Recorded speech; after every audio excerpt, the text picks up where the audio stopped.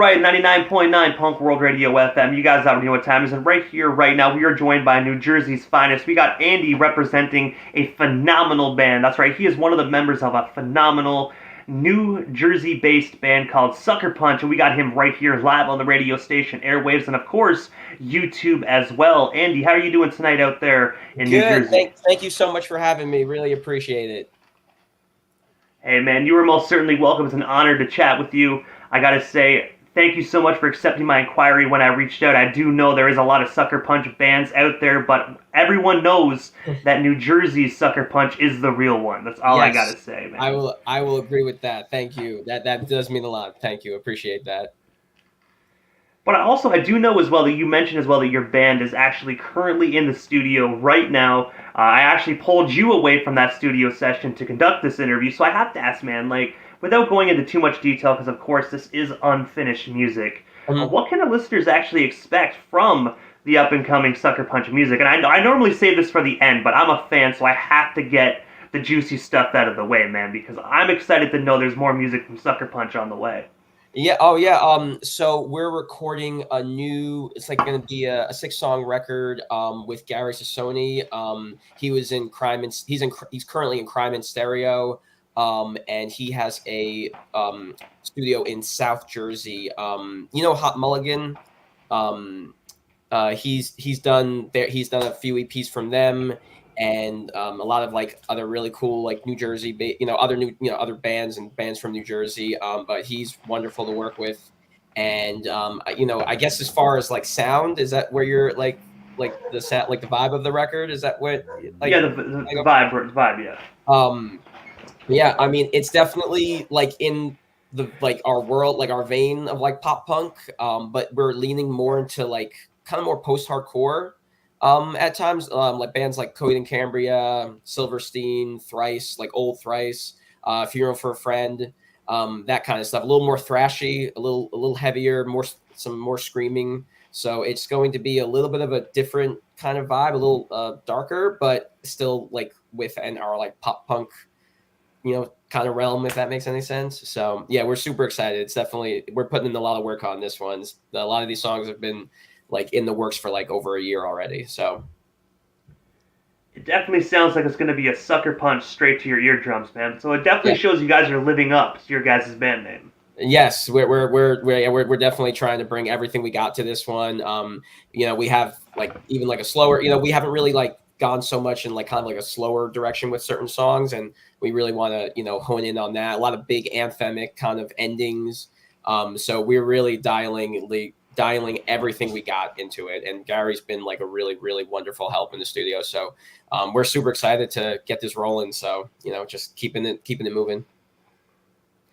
And I know we started off like right with the brand new music that you're currently creating, but I got to take you back to the beginning. I know we're starting right here in the present, but I got to take you way back to the very beginning of Sucker Punch. And I got to ask, man, like, how did you guys actually meet and form this band? Because when you toss in a Sucker Punch record, man, you can definitely hear your guys' chemistry on the record, man. This definitely is a killer band.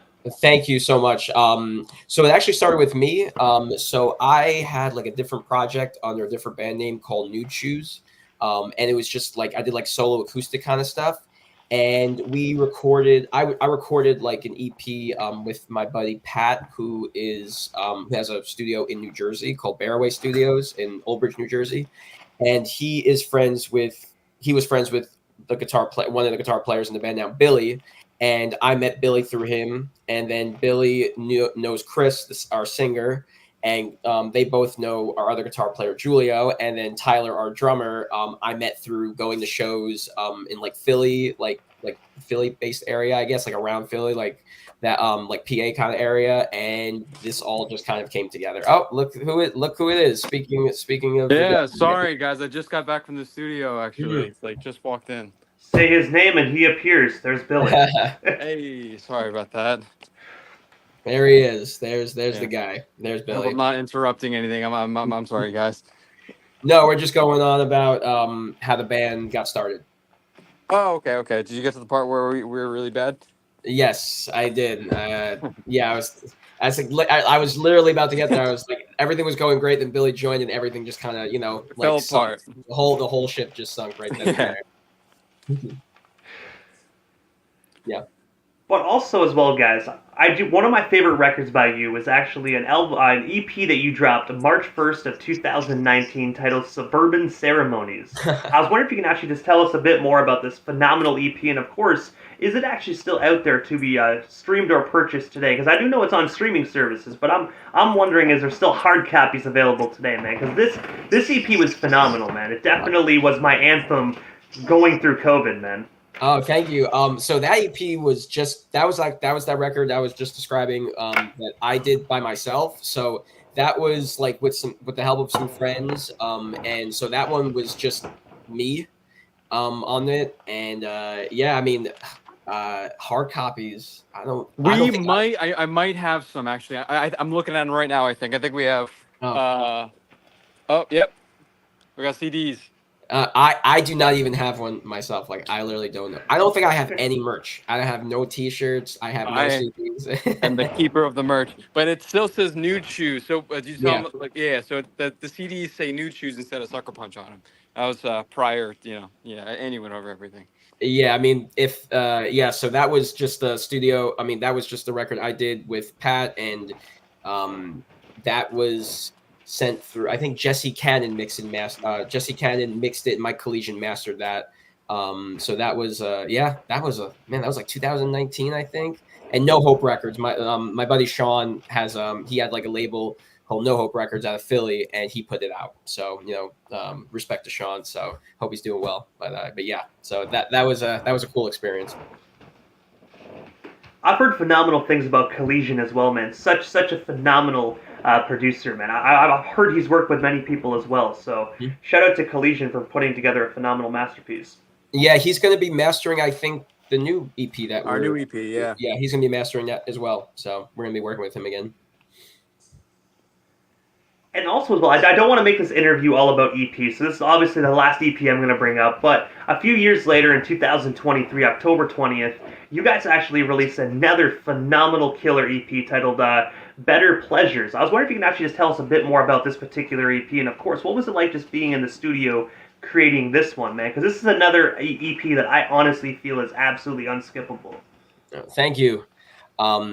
Yeah, I mean, that one, those songs were also like in the pipeline for quite a while, right? Yeah, quite a while. I think the newest song we wrote was probably Incognito Mode. Yeah. But I think we were sitting on like one or two of those for at least a year or two. Yeah, it was. It was a minute, and yeah, that we did that record with Pat in Old Bridge, New Jersey, and Adam from the band Gatherer. I'm sorry, I can never pronounce his last name right. Yeah, I think it's Adam Chikoski or something like that. And yeah. I've known him since high school, and that's really sad that I can't pronounce the last name right. But he mixed and mastered it, and we love him. He did the last song we just put out like last month, and another song we're putting out soon. But yeah, that was a lot of fun to record that record. That was a lot of fun. We came up with a lot of like collaborative ideas, like on the fly almost, for the breakdown of Incognito Mode specifically. We I don't know, I had like an idea kicking around in my head for like the gang chant kind of screamy vocals going over, and having it come together and like just working so well, like literally like just rejuvenated everyone after a long ass day. We all got super like hyped up. That was like my favorite moment, I think, of the entire process, because like I am no stranger. I'm not no stranger, but like I don't like the recording process a lot of the time. It's very exhausting, for me personally. So that just like lit a fire under my ass. I was like, hell yeah, this is sick. I like doing this actually. He's lying. He actually loves the recording. He likes spending 14 hours in a room with farts. Like that's his favorite thing. We just like sit around and just fart all day, and that's like he's like this is what I want to do. Just wait till they upgrade to Blue Angels, man. Pull the lighter out, lift the legs up. Yeah, I know. We gotta get creative now. Or I gotta maybe some more Taco Bell thrown in that equation. Just keep it moving. White Castle. Taco Bell farts, bro. You don't do that to your bandmates, bro. That's too much. I don't know. There's no limits. There's the jokes no limits. I wouldn't put it past this guy. Hey, Billy, I will admit I'm not a religious man, but I will definitely pray for you. Next time I see some studio images, I will pray for you. Yeah. Oh, I appreciate that, man. It's just it's very, very draining on me, and it's you do it because you gotta. But I do love the end products. I also like spending time with, like, I don't know, the boys. You hang out, and when you aren't like recording, you have some downtime to screw around, and that's probably my favorite part about recording. It's like the little things, like going to Applebee's, like after like a 14-hour day, like getting out, starting at what, like 8 or 9 in the morning and being done at like 11 o'clock at night, and just like making it right before they getting before they close and getting half price apps, and then just chilling for a minute. So it's a lot of fun. That's one of my favorite parts. Yeah. And also as well, Bitter Pleasures, man. My favorite song actually off that record is actually Worst Case Ontario, man. Honestly, as I'm an individual from Ontario, I think that's why I'm drawn to it. I live in Ontario, so I think that's just why I'm drawn to it. But it definitely is a totally rad song, man. Oh, thank you. That's Billy's thing. So, Andy wrote that instrumental, and I wanted to try some new writing, not exercises, but some new, like, something new writing wise. And I said, "Fuck it." Can I curse? I'm sorry. Oh, we're uncensored, man. Definitely swear away. Okay, cool. I said, "Fuck it," and I wrote about the movie Jennifer's Body, which is like a cult classic to a lot of people. And so it's not actually. It takes place in Devil's Kettle, not actually Ontario. So we're phonies. But yeah, I mean, it's fine. It's fine. It's fine. Yeah. So that was a fun song. That was a lot of fun to do that music video too. Billy came up with, like, he worked his ass off on like coming up with the idea and then putting the like the set together. Like, he built that set over the course of weeks. Like, he really like grinded. So if it wasn't for Billy, that music video wouldn't have looked as cool as it did. It was fun. It was a labor of love sort of thing, and I had a vision, and we just fucking hammered it home. Yeah.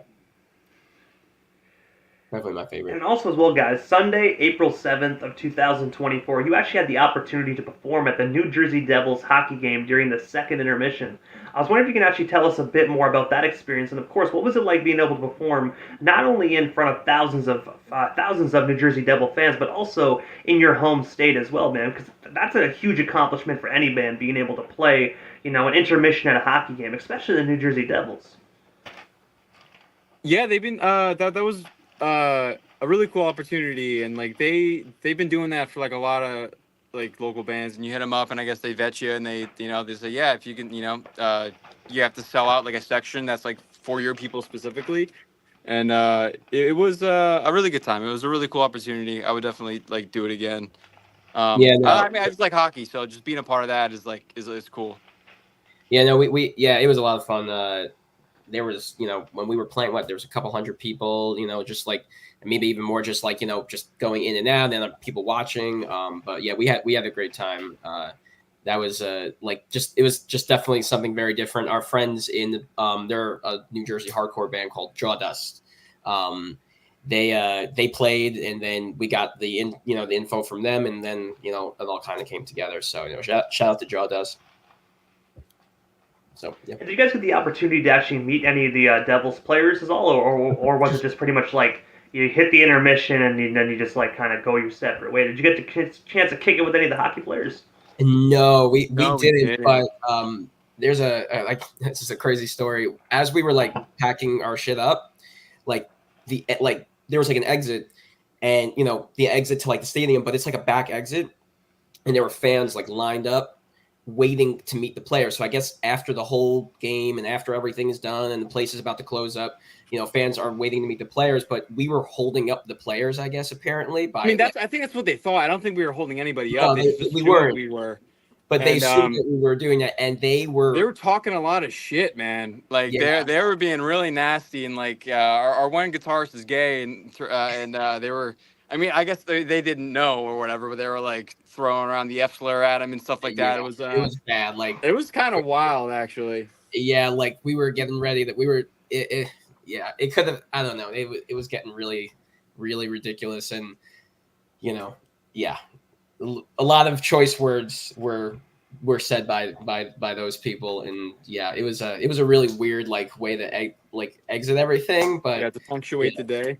Yeah, it was just strange because it was just strange. Like I was with my wife and I was getting out of the car. She's like, "No, don't go, don't." I'm like, trying to control myself. I'm like, these people are crazy.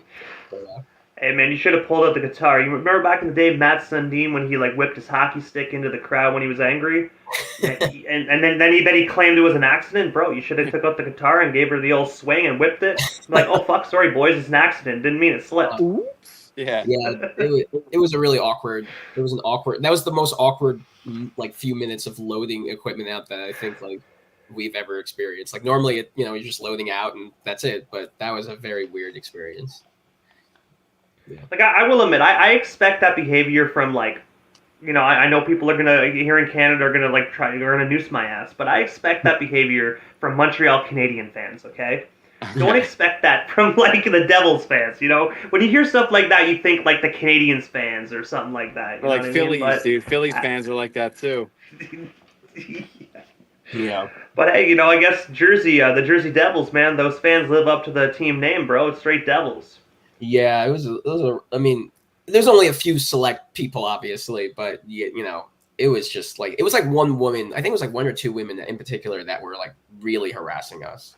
They were like being, like for lack of a better term, like Karens, and they were being like, just really, really, really mean towards us. So yeah, it was rough. But also as well, guys, last month, July 17th of 2024, you guys actually released your most recent single titled All for Nothing. I was wondering if you can actually tell us a story and inspiration behind your most recent single to date. So that song, me and Andy wrote together. So he lives in Virginia and I live in New Jersey. So like I'll drive down, I'll make the 7-hour drive to see him. And we just write a bunch of stuff. And then that was one of the songs that we started writing. And it was good at the time. And we had a lot of fun making it. But I took it home and it just wasn't really sitting right after like you let it go for like a week or so, So I revisited it and like I bumped it up like 10 BPM and flipped the verses on their heads and stuff like that. We ended up writing a lot of the lyrics in the studio actually, and we wanted to write like kind of like like a breakup song for the summer. So we paired up with Nick Brzezzi of Man Overboard, and I think I don't know if he's a permanent member of the Story so far right now, but he's playing bass for Story, and so that's just like a cool connection to have. He's a really cool guy to work with, and it was like our first opportunity to record in a bigger studio setting. So that was really cool. Yeah, no, it was awesome. Shout out to Nick. It was a lot of fun to do that song. And Billy, yeah, like he like amped up he like really took it to another level. So that's definitely like I think that might be my favorite song that we have right now. It's a bop, man. I do enjoy. I think it's probably tied with maybe Incognito and Hope Like Hell for me. Yeah, it's a great song. And I do know as well that this song and a few other of your projects were actually distributed by 444 distribution company, man. And I gotta say, they are such a phenomenal company that do a lot of great things for a lot of great bands like yourselves. I just have to give 444 a shout out. Yeah, Kevin, shout out. They've been helping us out a lot. Yeah, I mean, I can't. Our rep, his name is Kevin Rugaza, and he's a really, really great guy, and he's helped us a bunch, and like even with like questions, just like I've called him up with questions, not even regarding to distribution, just like, hey, like, can I pick your brain on X, Y, and Z? And he was like, yeah, call me around this time. And it was really, I don't know, I talked on the phone for like 20-30 minutes, and like for a stupid question for someone he doesn't even know, entertaining that, like quality guy, really really good guy. Really I can't say enough good things about Kevin and 444. Yeah, big shout out to them for sure. And also as well, guys, in a few weeks, August 31st, you guys are going to be closing out the summer and the month of August, where you guys will be performing in Richmond, Virginia, alongside Dragways. I was wondering if you can actually just tell our listeners a bit more about this up-and-coming show, and of course, where can we actually snag ourselves some last-minute tickets if we indeed do not already have any secured? So that's going to be at the Canal Club, which is, like I live in Virginia Beach, so it's like an hour and a half-ish away. And that's going to be an awesome show. Driveways and Don't Panic are great. I've seen Don't Panic before. I know our drummer Tyler knows them. Oh, and I think we're playing with the hold on. That's with Eternal Boy, not Don't Panic. Oh, sorry. Wrong show. But yeah, but yeah, that is going to be a lot of fun. Driveways is awesome. I'm super excited to play with them. And yes, you can get tickets in our Linktree in our bio on Instagram, right? Yeah, I think so. Yeah, we have a Linktree. We have a couple posts on Facebook, on Instagram, on Twitter about these shows. The link's always in the comments or in the bio. You can just click it, and it should be the second link on there. So it's like 2 clicks and you're right there. And I gotta say, I definitely agree though with Don't Panic when you mentioned them a few moments ago. I interviewed the lead singer of Don't Panic as well. Such a phenomenal individual. Has so many He has so many.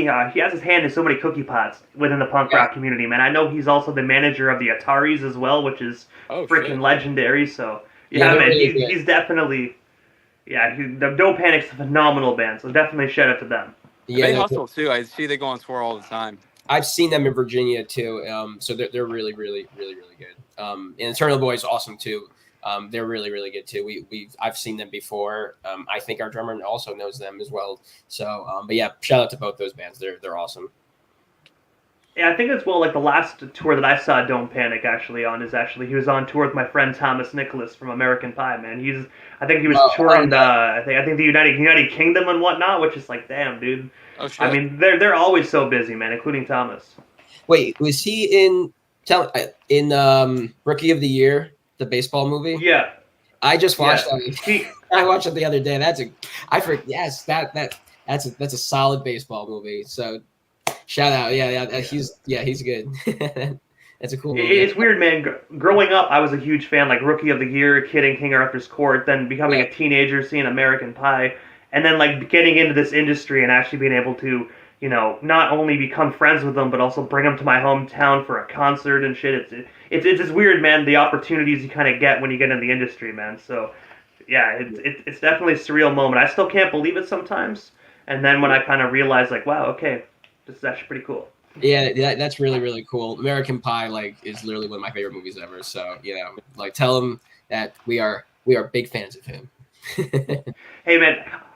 You might even see this interview, so I might not even have to tell him, but I definitely will let him know. And also, I agree with American Pie, though, man. It's one of those comedies you can watch over and over again and not get sick of. I think I could probably relay majority of the dialogue of the movie, and I still will watch it and love it, man. So you can't go wrong with those '90s raunchy comedies, man. Oh yeah, that I grew up with all of that. Like 100%. Yeah, that movie, like when I was like in like 9th grade, 10th grade, that was big for me. So for sure.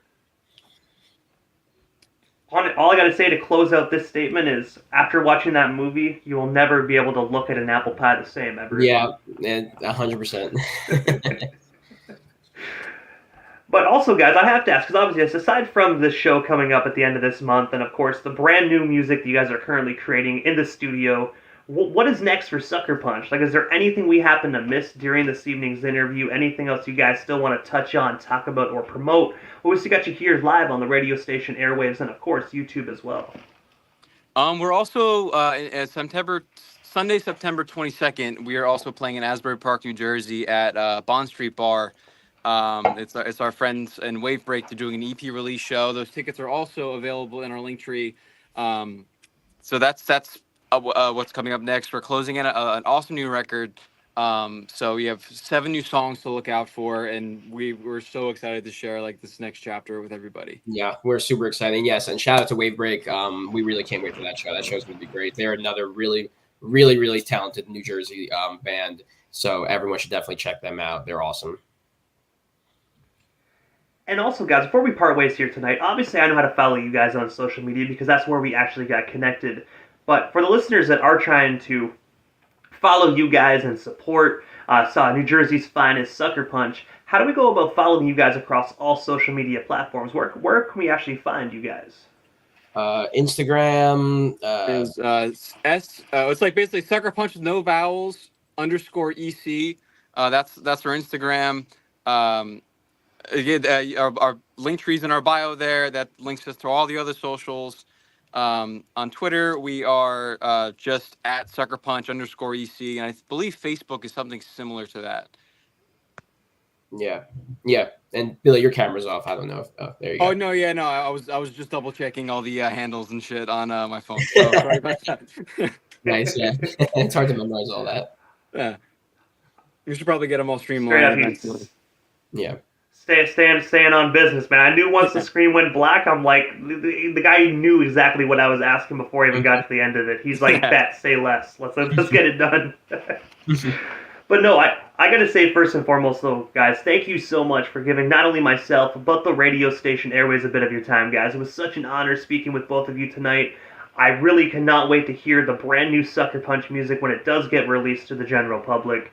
Again, thank you for your time, and hopefully down the line we can make this happen again sometime soon. But for now, Andy, Billy, definitely have yourselves a phenomenal Sunday night.